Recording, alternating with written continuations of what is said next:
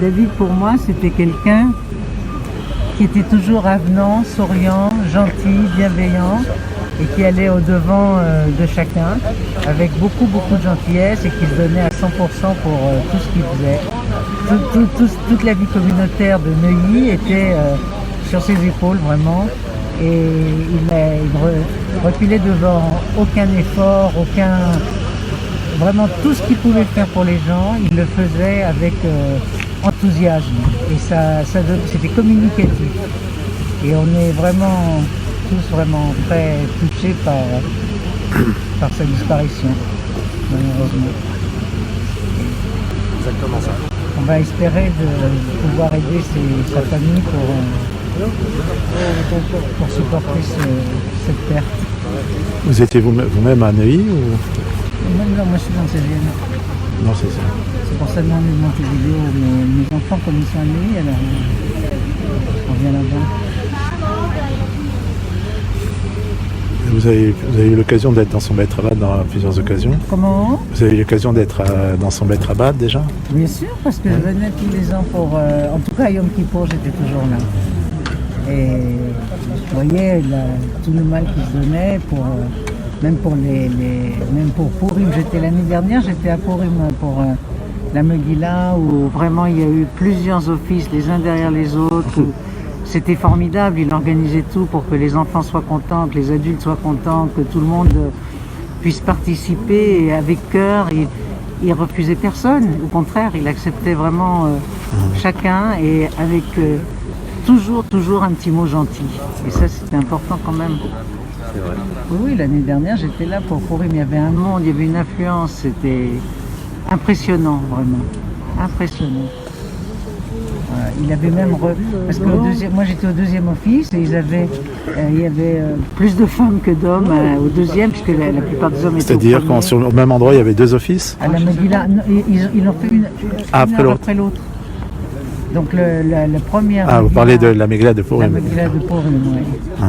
Et il y avait une influence totale, c'est-à-dire c'était incroyable. C'est très juste.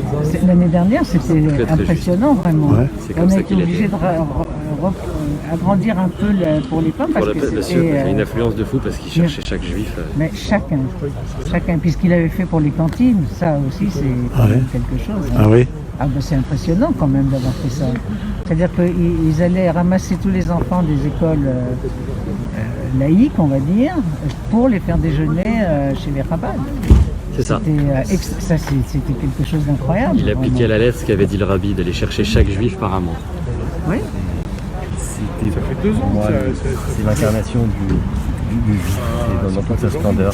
Il allait chercher, c'est un chasseur de mitzvot. Il allait chercher chaque personne, chaque juif. Pour lui, c'était pas plus qu'un frère, c'était son frère, sa sœur. C'était de l'amour dans tous les sens. Il allait par pour chercher le juif. Les mitzvot qu'il faisait, la souka, la Megillah, la Hanoukia, les rites. J'ai même du mal à parler de lui au passé parce que c'est sa présence. J'ai grandi à Neuilly et sans David, pour moi Neuilly, la communauté de Neuilly n'est plus Neuilly. C'était un pilier absolu, ce sourire partout. Je crois que je n'ai jamais vu David Sans son sourire. malgré les difficultés. Il s'est jamais arrêté. C'est un homme que rien n'a arrêté et que rien n'aurait pu arrêter. Il n'y a aucun obstacle n'était trop grand pour lui. Il s'est battu à chaque obstacle et pourtant Dieu sait qu'il en a eu sur sa route. Les Beit Rabat qu'il a dû fermer à droite, à gauche, les plaintes des voisins et la vie était toujours là malgré ça. Et il dit c'est pas grave, on va continuer et on va croire et le Mashiach qui va venir et c'était l'incarnation du Tov. Pour moi voilà, c'est l'incarnation du Tov. Il n'y a pas une personne, je pense, sur cette terre qui a fait plus de mitzvot aujourd'hui que lui. Je ne sais même pas comment il avait le temps de faire autre chose que des mitzvot parce que on a l'impression qu'il ne dormait pas. Il était partout à tout moment et il allait chercher vraiment chacun. Il n'était jamais rassasié en fait. Pour lui, chaque mitzvah en plus que l'autre faisait, c'était toujours pas suffisant. Il allait à chaque fois récupérer quelqu'un d'autre et quelqu'un d'autre et quelqu'un d'autre. Et je parle parce que je connais un nombre de gens incalculables qui ont fait tchouva grâce à lui, qui sont revenus au judaïsme grâce à lui et qui même quand ils n'étaient pas religieux, Je disais, ah, mais David Zawi, le Rav David Zawi, bah oui, tout de suite. Sur le Lulav, quand je disais pour Sukkot, pour tout le monde, les grandes Sukkot. Il a donné un amour du judaïsme à plus qu'à une ville, je pense à une communauté entière, et je parle pas de lui, mais de la communauté juive dans son ensemble, parce qu'il était aimé de partout. Il y a des choses en Israël, et quand il partait voir le rabbi, il avait une pensée pour chacun, et quand on a vu la cagnotte qui a été faite en ligne pour sa famille, je lisais les mots sur cette cagnotte, et c'est là que j'ai compris que j'en parlais avec ma maman, que la relation que David avait avec chacun pensait qu'il avait un lien particulier avec lui, mais c'était le cas pour tout le monde. On est aujourd'hui des milliers d'orphelins parce que David, c'était pour nous quelqu'un d'extraordinaire. On avait tous une relation tellement proche de nous, tellement si proche, c'est tout. C'était, voilà, moi j'étais à chacun de mes événements dans ma vie importants, comme bar mitzvah, mon mariage. Il a été là à chaque fois. Ah ouais, donc Et il n'a jamais voulu rater une simcha. Pour lui, la vie n'était que smachot, c'était que de la simcha. Et il donnait aux autres cette simcha autour. Même quand on ne savait pas, on n'était pas forcément là, on n'avait pas forcément envie. Il arrivait à nous donner l'envie de le faire et l'envie de faire les choses. Et je ne sais pas comment on est beaucoup tous orphelins. Vraiment, je n'ai pas d'autre mot. Donc tu pries régulièrement au Bet Rabad? J'ai pris à Chametan d'Israël maintenant, mais j'ai pris souvent au Bet Rabad depuis mon enfance. David venait à la maison. Il venait à la maison avec sa femme, ses enfants. Quand il dit que le Rav Dorner à Paris était à la maison aussi. Ah ouais. C'était ma famille a une relation très proche avec lui depuis 30 ans. Enfin, moi j'en ai 27, mais depuis 27 ans, voilà, je n'ai connu que David dans ma vie. C'était là, David, une simcha, une yula, et il me donne tout son cœur dedans. Comme on dit tout à l'heure, c'était un choc pour tout le monde ce qui s'est passé. Je n'en revenais pas, j'en reviens toujours pas. Pour moi, c'était il fallait être là pour être avec lui parce qu'il a été au bout du monde pour chercher chacun, vraiment. Il était inconcevable de ne pas être là, même pour lui, pour sa famille derrière.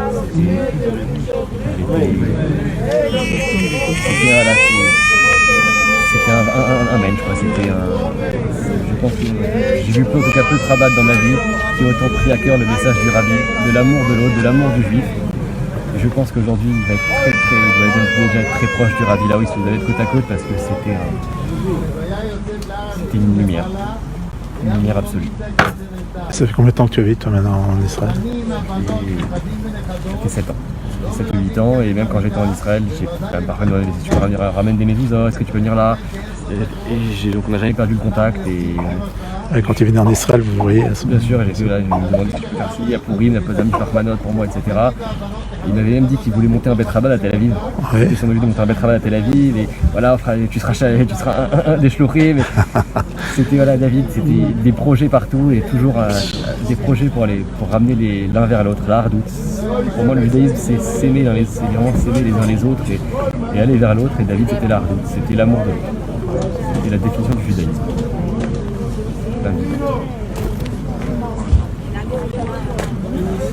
Je peux dire, merci, c'était un très bon témoignage. Tu habites Jérusalem? Non. J'habite à Tel Aviv. À Tel Aviv. Il y a beaucoup de gens, voilà, qui viennent de Givat Shmuel, beaucoup de gens qui viennent pas de Jérusalem et qui ont fait la route parce qu'il n'y a pas de route trop longue pour venir ici, pour être là ce soir. Vous connaissiez aussi David personnellement? Un petit peu, c'est vrai. Donc le Rav de mon gendre. Moi j'habite en Israël, donc je ne connais pas beaucoup. Et c'est vrai qu'il avait un sourire tout à fait extraordinaire. À chaque fois que j'allais à la synagogue avec mon gendre, il me recevait, donc je n'étais pas fidèle, mais il avait un tel sourire, des yeux tellement pétillants que c'était vraiment un plaisir. Puis je l'avais rencontré aussi une fois à Jérusalem, dans une synagogue de Jérusalem, pendant le Séguer, donc on avait pas mal discuté. On ne pouvait pas ne pas l'aimer, il était un homme tellement souriant qu'on avait envie d'aller vers lui. Vraiment, comment dire, c'est quelque chose qui est impensable. Pour une personne qu'on a vue encore juste un petit peu avant Hanouka, il est venu en Eretz Israël, qui était pour Hashem en pleine expansion de son travail, de sa shlichut, quelqu'un qui était dévoué, avec quelque chose qui donnait à fond. Et je se retrouvais comme ça dans une situation comme ça que, sans comprendre son départ, c'est quelque chose qui est au-delà même de la compréhension. Mistaro d'Arke Hashem, on est sûr que par son travail, par sa payloute qu'il a fait ici sur Terre, il fera la même chose, Béter 7 ou Béter Rose, faire venir le Mashiach très rapidement.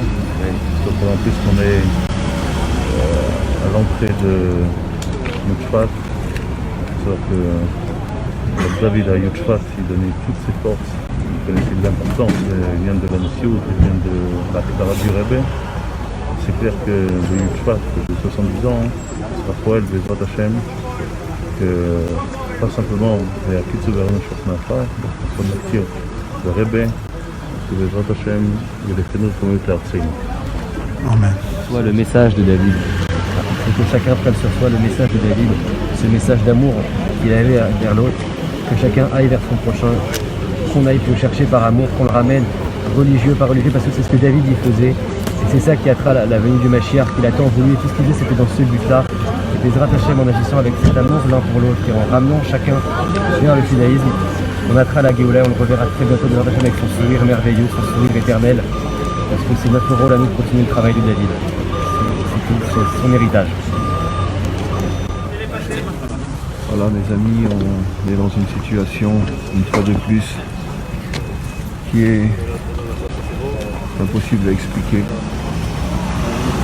Et une fois de plus, notre seule possibilité de tenir face à des épreuves et des événements comme nous traversons depuis, pas seulement ces derniers temps, mais depuis le début de la création, il n'y a qu'une seule force qui peut nous permettre de tenir, c'est la Emouna.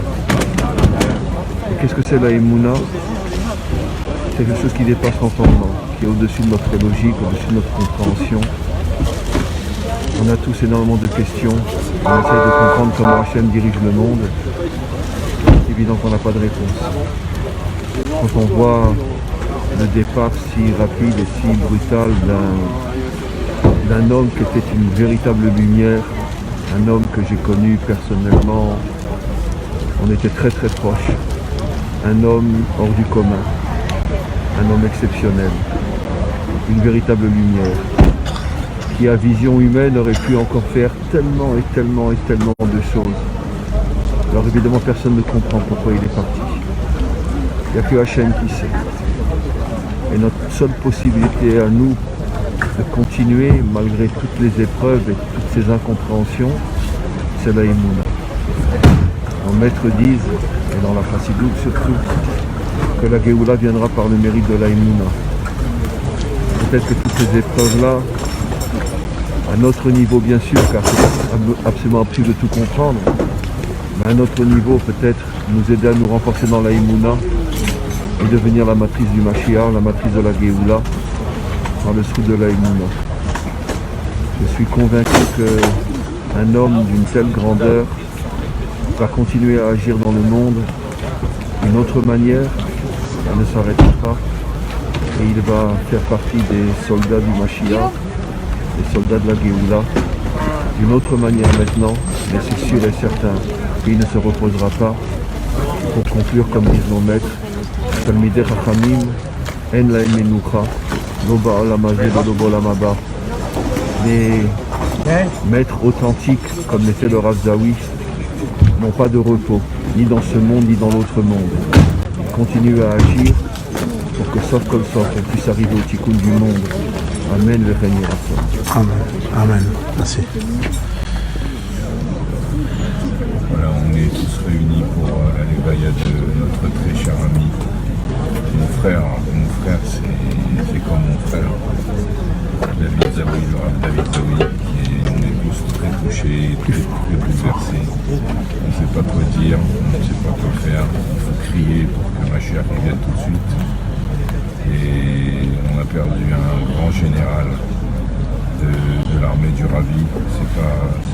C'est un des plus grands shlorim de toute la France et un des plus grands shlorim du monde entier. C'est quelqu'un qui a inspiré beaucoup de shlorim et qui a vraiment été innovateur dans toutes ses actions, pour la Shrifout du Rabbi. C'est vraiment une perte énorme pour la communauté. Il faut vraiment tous qu'on crie et qu'on exige immédiatement que toutes ces choses de la galoute se terminent maintenant et que le Mashiach vienne tout de suite. Amen. Amen. Et que Yechri a donné nos morts et nos Rabbeinu Melech HaMashiach.